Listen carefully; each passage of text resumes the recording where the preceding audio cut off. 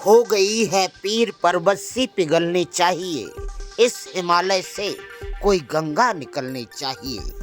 खंडवा में कल शाम को घंटा घर पर राष्ट्रीय बजरंग दल के द्वारा जम्मू कश्मीर के पहलगांव में हुए आतंकी हमले के विरोध में जहां जमकर नारेबाजी हुई, धरना प्रदर्शन हुआ, वहीं खंडवा एसडीएम को प्रधानमंत्री नरेंद्र मोदी के नाम ज्ञापन भी सौंपा गया।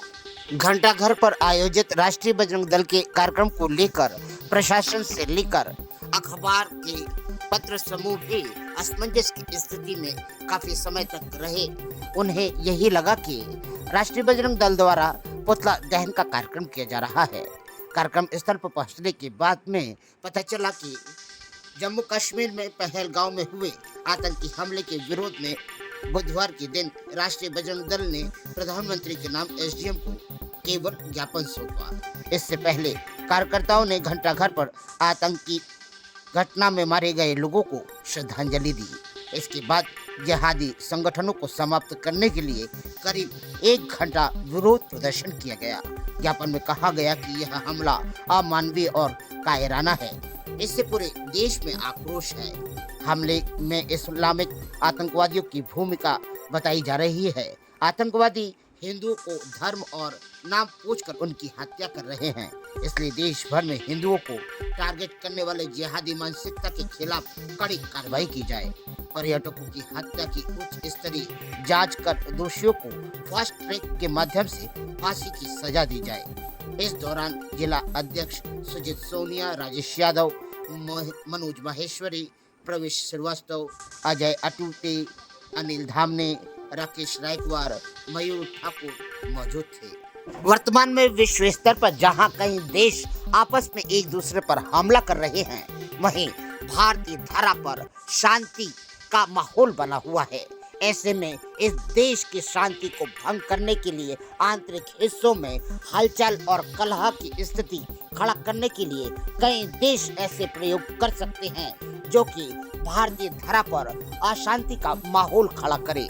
ऐसे में भारतीय सेना को और गुप्तचर विभाग को इन चीजों की जानकारी लेने की आवश्यकता है कि आखिर में देश को अस्थिर करने वाले कौन कौन से देश हैं। वर्तमान में इस घटित घटना से जहां भारतीय धरा का हर आम नागरिक हिला हुआ है, वहीं पर राष्ट्रीय बजरंग दल द्वारा दिए गए ज्ञापन में क्या कहा, आप ही सुने।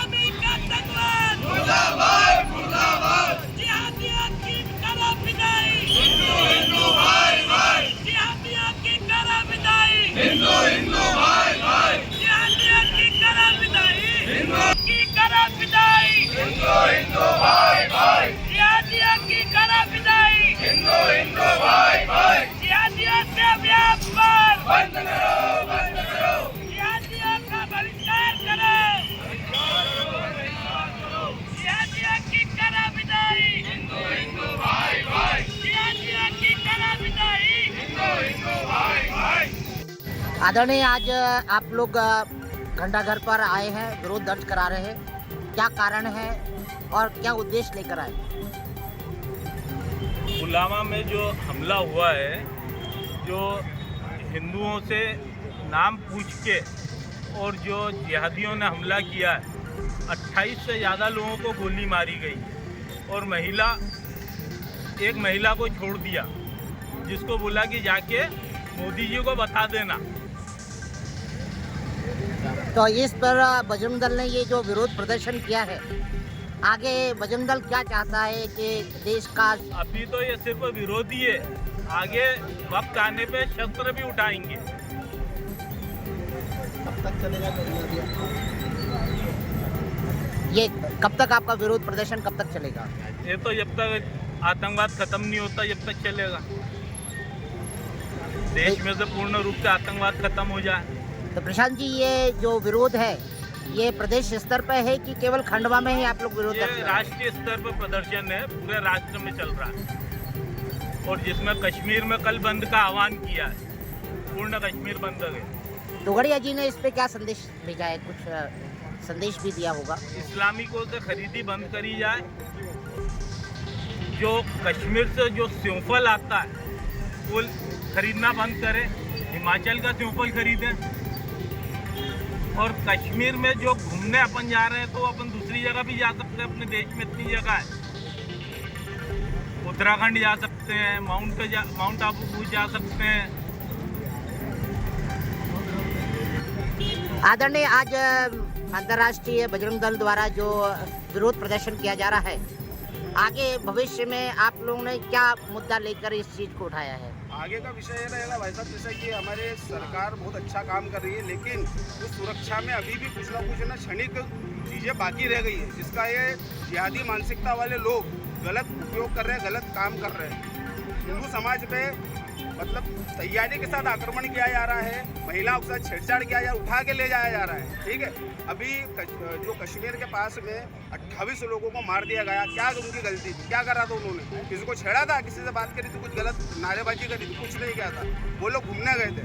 तो हमारा यही विषय है कि हमारा जो हिंदू समाज है वो हर जगह सुरक्षित होना चाहिए और सभी लोग सुरक्षित हो।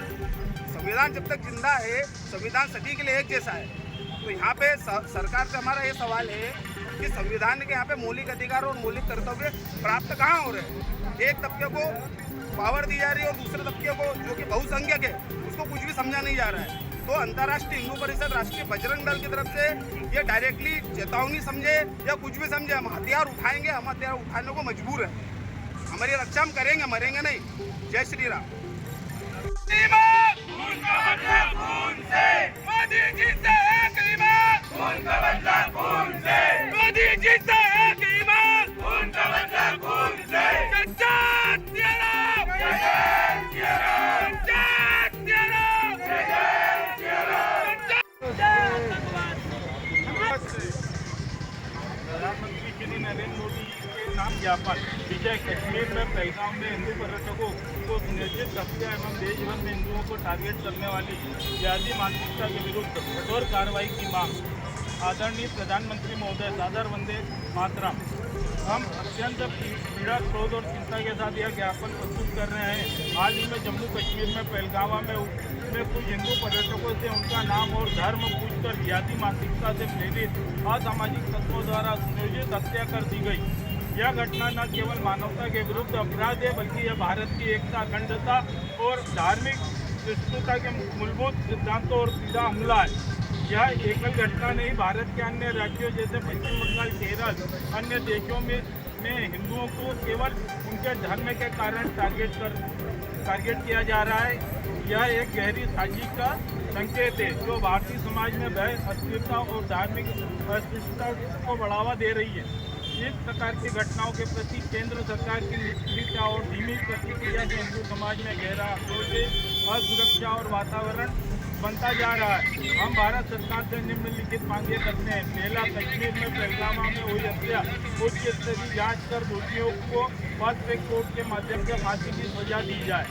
दूसरा, देश भर में धर्म के आधार पर हिंसा करने वाले एवं जिहादी विचारधारा से प्रेरित तत्वों की सूची बनाकर उन्हें राष्ट्रद्रोही घोषित किया जाए और कठोर दंड दिया जाए।